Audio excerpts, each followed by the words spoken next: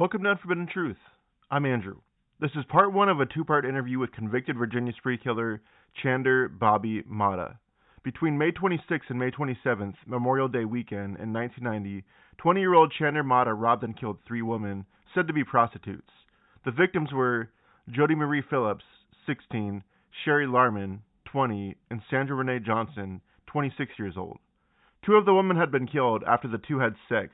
Their bodies were left on his bathroom floor. At first, he had been charged with only the death of Sherry Larman and was denied bond at first due to being suspected in the two other homicides. I'm quoting Roanoke.com when I read this next part. Quote, from Prosecutor Karp's statements and the police affidavit, the story emerged. Larman was allegedly killed on the afternoon of Friday, May 25th, after Matta picked her up in his father's car in an area of downtown Washington known for prostitution.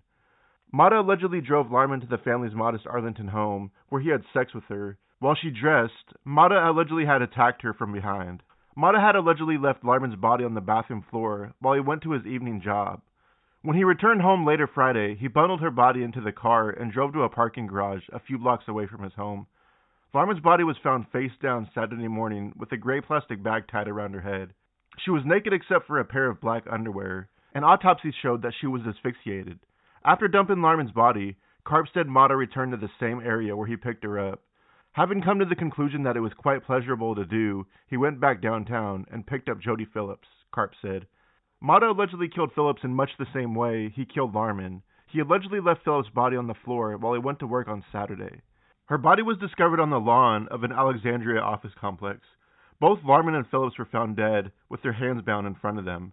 A dish rag was shoved in Phillips' mouth, and a plastic bag was tied over her head, the police affidavit said. An autopsy showed she also died of asphyxiation. A credit card receipt bearing the name of Jagat Matta, Chander Matta's father, was found inside the bag over Phillips' head. The receipt led police to Chander Matta.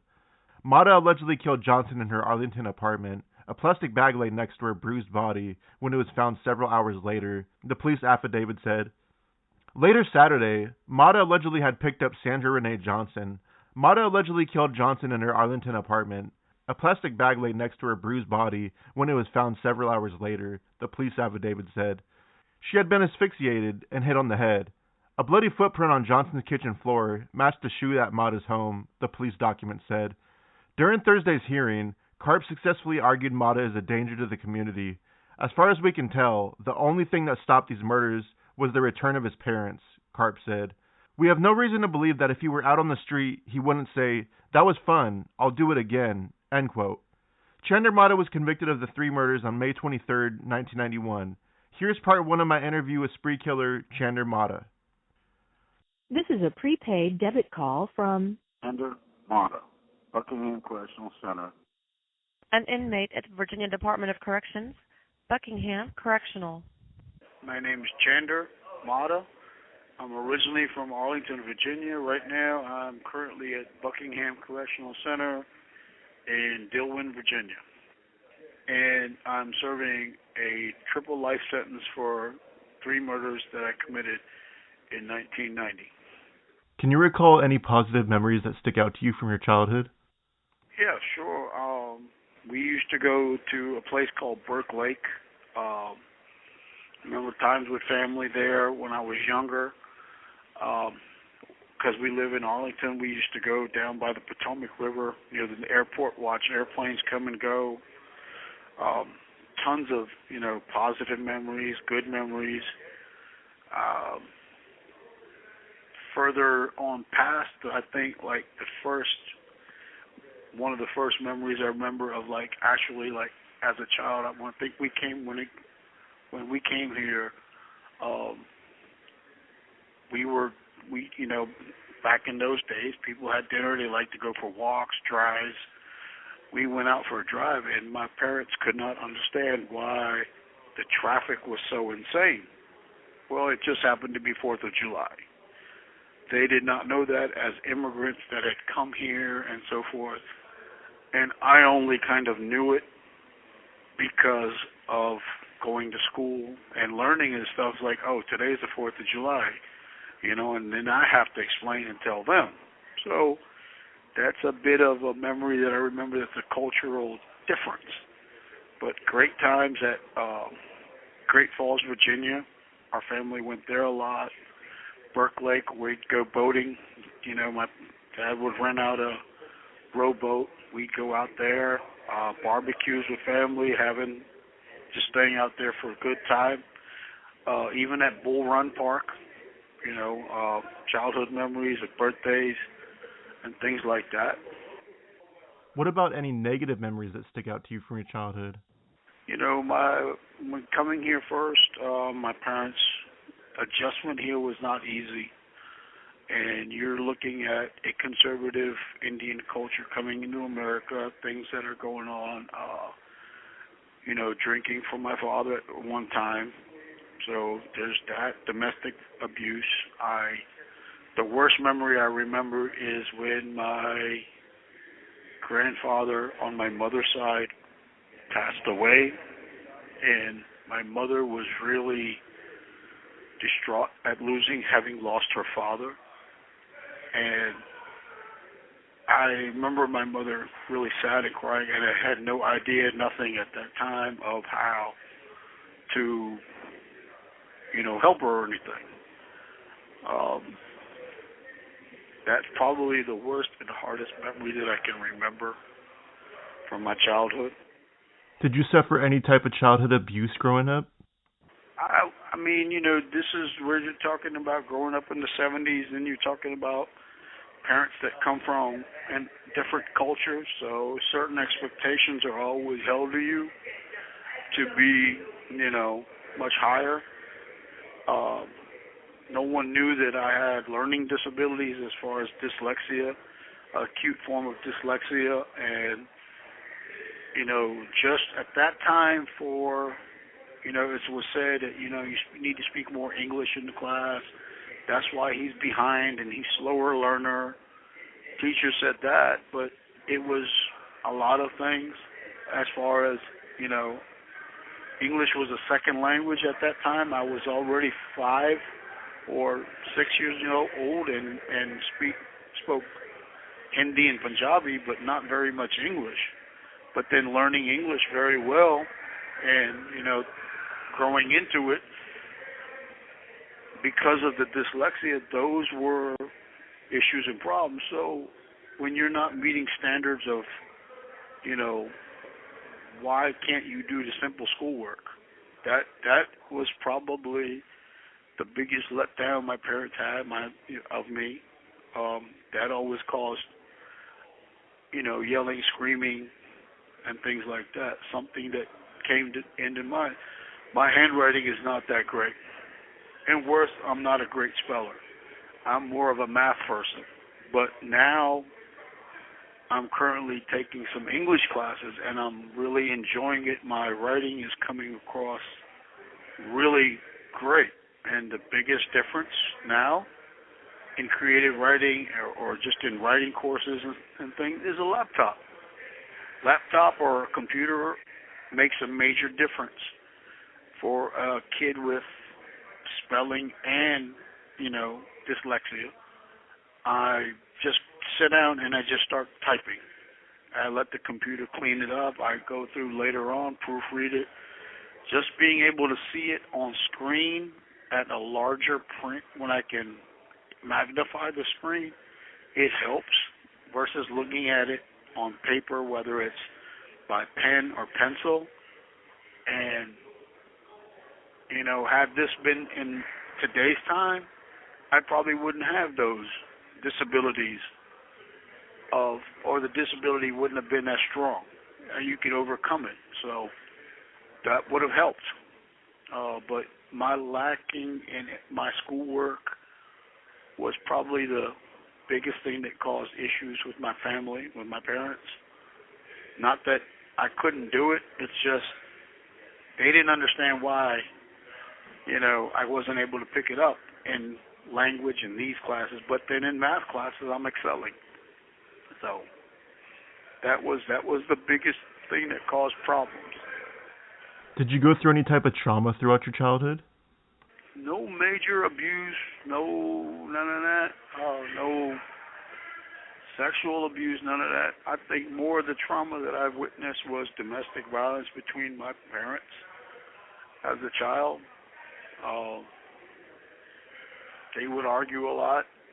Like I said, theirs was an arranged marriage. It was hastily done when they were coming here, when my dad was coming to America. It may not have been their perfect situation, but it was what they had. And it was difficult for them to adjust to it. And that caused problems, me witnessing it. And I remember seeing so many of these fights or arguments and yelling. And then, with my dad's drinking at one point, which he later, he gave up drinking, and he was in a better state. So those were probably the worst things I witnessed. So how would you describe your childhood all around?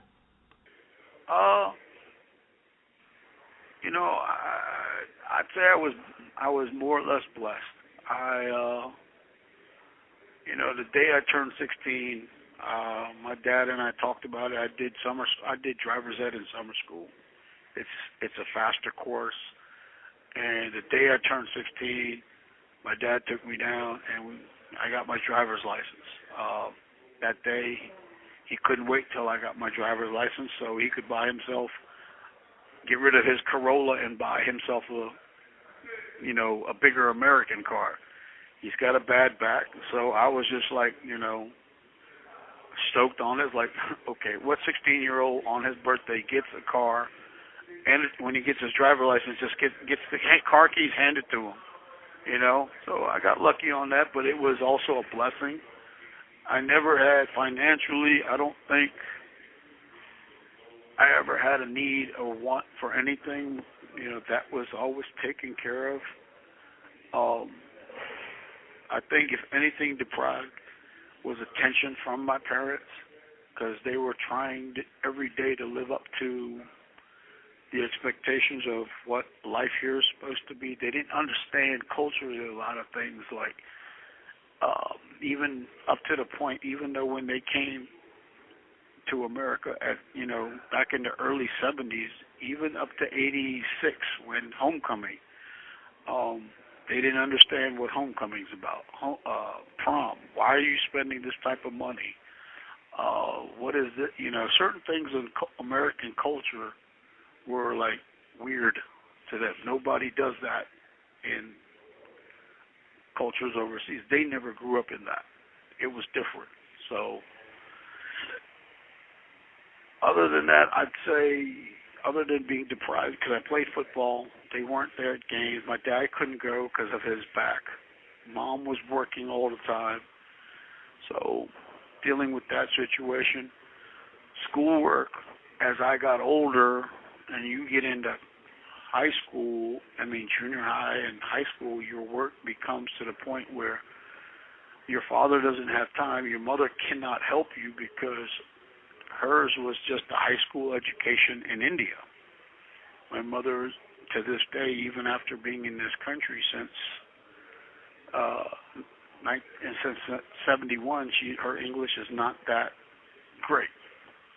I was the one that actually, after I had my driver's license, probably a year after I got mine, I actually helped my mother get her driver's license. I taught her. I would take her out and drive with her, and teach her how to drive.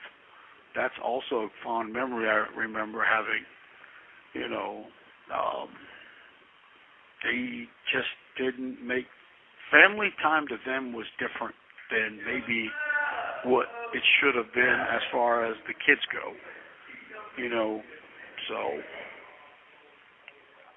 on the normal basis, I'd say blessed. I was given things. If I were to say, what was it that you didn't get, was time, emotional connection with my parents. But other than that, we had plenty. We did good. Had a normal school life. As I got older, I was taught and shown ways to overcome the dyslexia. Did well in school. Played sports, normal life. So did you engage in any type of criminal activity as a juvenile? No, none whatsoever. Did you engage in any type of criminal activities as an adult prior to the cases you're serving time for now? Nope. This is the first time, other than a few speeding tickets and parking tickets, this was the first time ever anything with law enforcement. The first time I ever had to go to a courthouse was when the two times I went to a courthouse before this incident.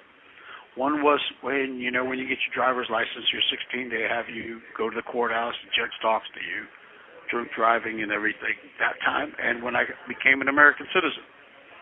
Those were the only two times I had ever stepped foot into a courtroom prior to this crime. So how was your behavior as a young adult prior to the cases you were arrested for that you're serving time for now? In a downward spiral. You can, in hindsight, looking back, you can see where academically I was falling. Financially, things were going not well, or overspending. It's just like, it was just, you can, now in hindsight, you can see a downward spiral. And even with the finance, the way money was just, being just thrown away and stuff like that. One thing I learned, like now versus back then, the red flags that come up in bank statements, and now today you can get alerts that something's not right, or the system will stop you from doing it. After, the bank system will stop you from spending and want to get confirmation that this is actually you. That didn't occur back then, and that spiral was happening.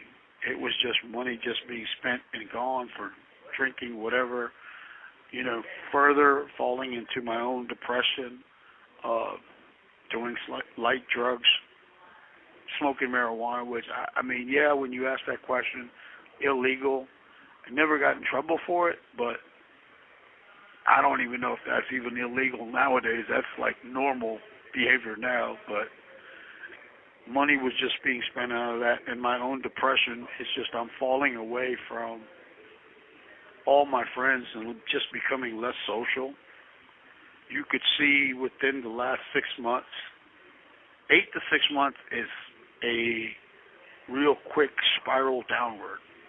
And it's like, this is not who you were prior to this. What's going on? Something's not clicking correctly, You mentioned being depressed. Were you diagnosed with any mental illnesses prior to the crimes you committed? I know I have my depression issues, and I really deal with anger.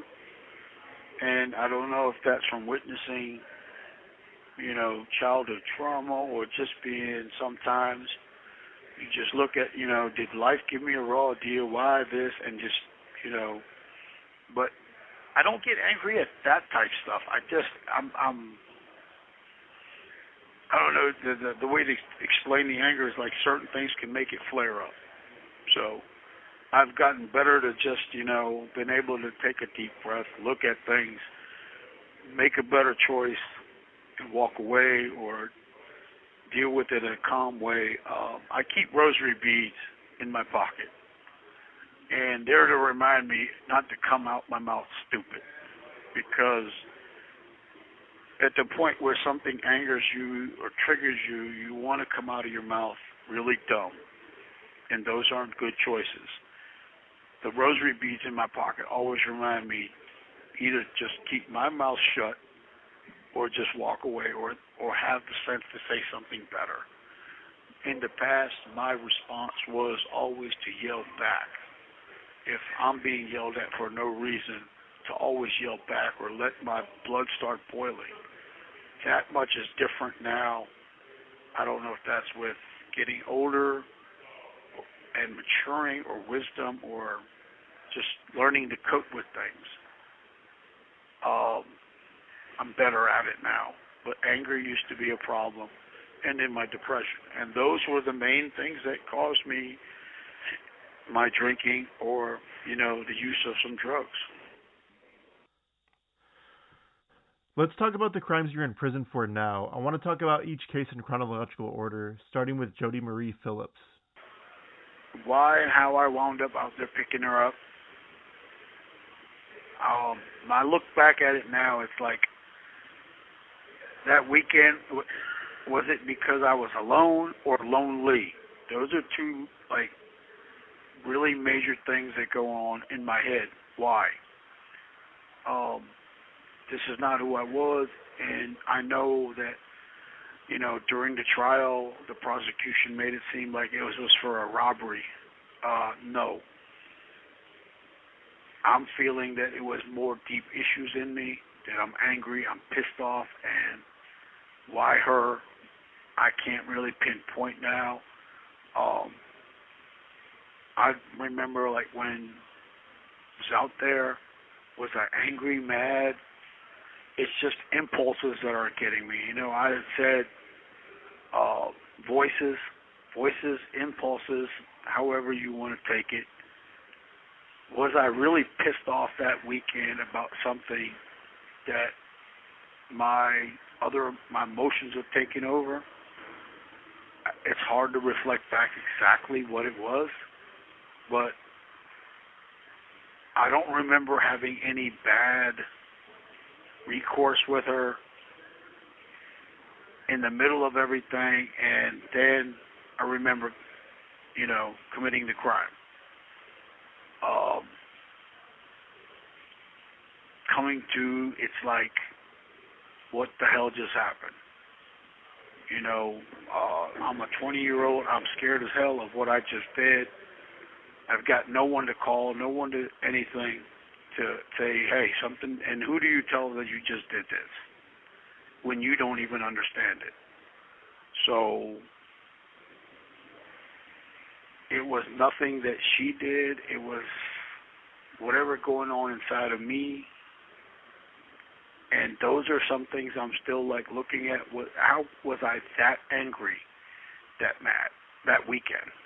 Was it even at my family because they were gone for that weekend and I was left behind? Was it at my, any particular girlfriend or something? Those are things I still wrestle with as to why. It was not because I did it to rob her or anything like that. And the biggest issue I said, I know I have this anger and loneliness can cause those to go up. But it was nothing that she did that was wrong or caused the issue or nothing that went bad. It was just in the middle of everything, it just snapped in me and happened. Like something I'm not even able to control.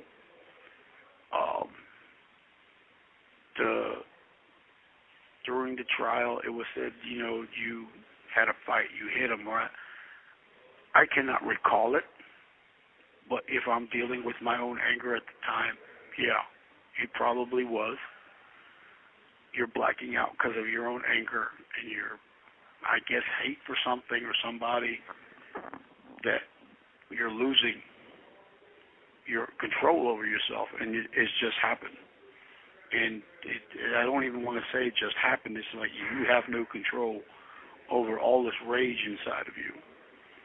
That's the scary part, and that's the part where I have come better to control.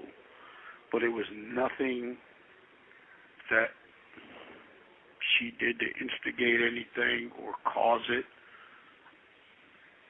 As far as I remember, at one point, everything was good. We were talking, laughing. We even, when I think she came over to the house, she was looking at the birds.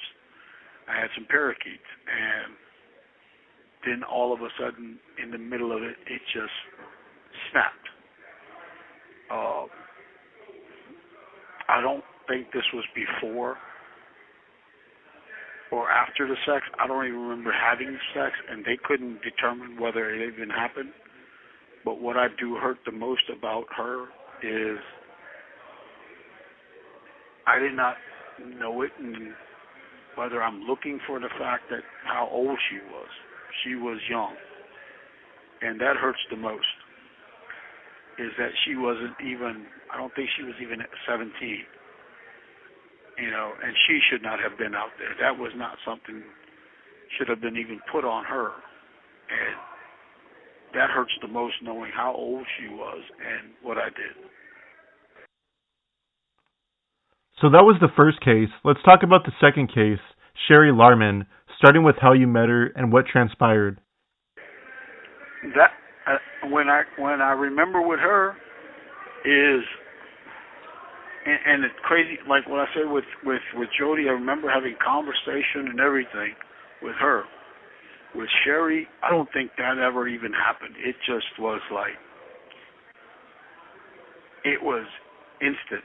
Like, you know, as soon as we got there and got into the house, and it was just, I remember just losing it. Just walked into the house. Don't remember conversations with her. Again, she did not do anything to instigate it, or, you know, but I remember it was so quick in how it went. So it was just like, why? You know, and then you were like, and I think they said that she was beaten the worst. And that might sound right as far as the timing, that, you know, nothing else happened. It was just explode, you know. And why? That's the anger that you're dealing with inside, and understanding how does this overcome you.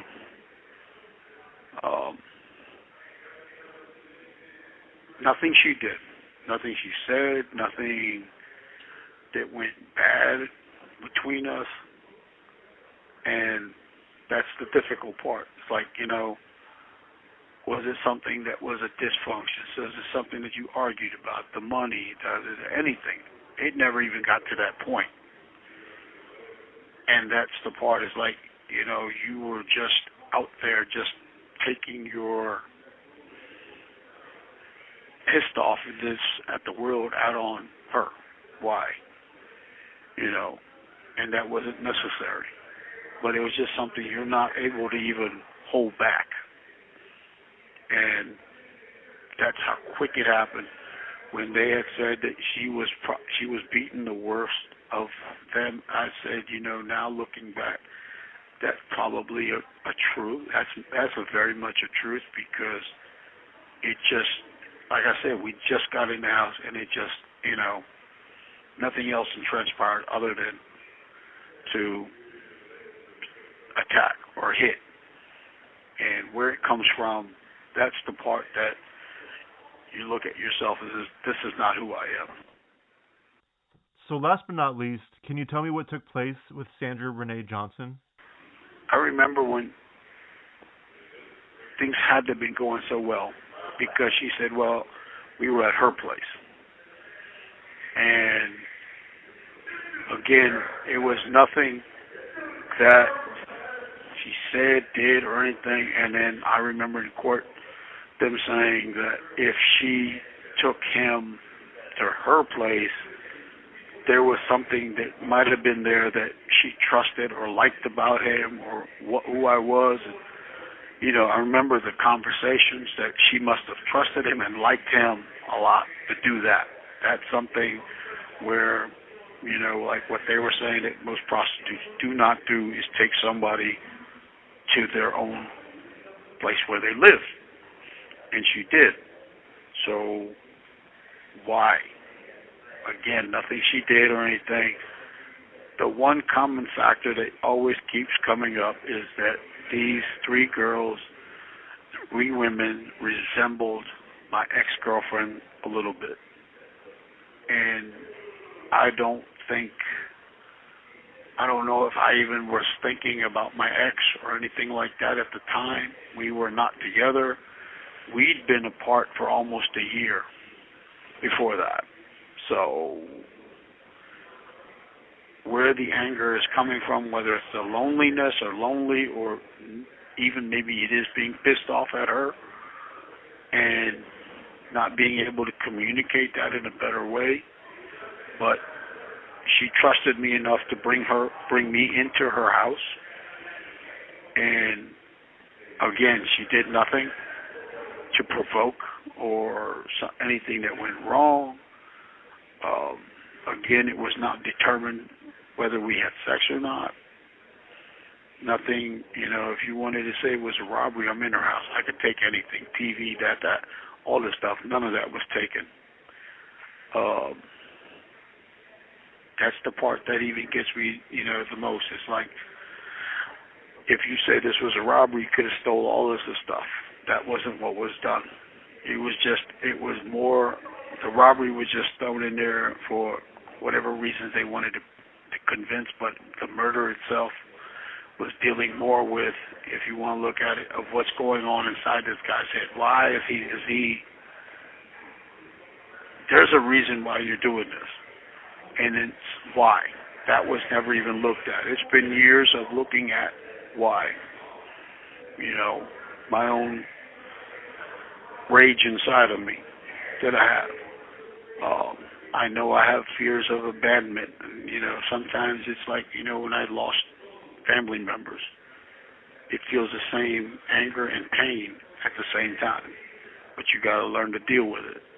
But she, again, did nothing out of the way. And like I said, when they said that there had to have been something that she was very trusting of me to do that, to take me to her place.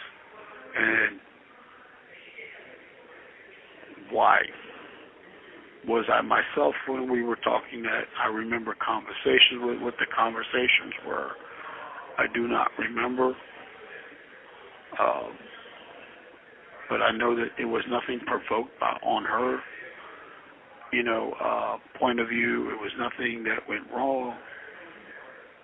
And it has to have been something cordial for her to say, you know what, come to my place. So there was something going in there that was like just snap. And that's the part I've been working on to see and understand and control and get rid of. So earlier you said you felt like you were spiraling downward at the time of the crime. Do you remember what your mental health was like at the time? I know I'm drinking a lot, so is it my depression? And this is during the school year when I'm going down. So I'm obviously drinking during school year. I remember going, invited with friends to clubs. I don't want to go. The only reason I go is because we can drink. Getting really drunk at that point was really something that was, wow, let's look forward to that. That was the highlight of everything, is to drink and get away from things. I don't look at myself as an alcoholic. I look at myself as somebody mental health-wise. Alcohol and drugs were how I coped with my depression or not wanting to deal with reality. That was the biggest spiral down is, and of course if you're drinking, you're spending money, and if I'm drinking and not during the school year, my schoolwork is falling.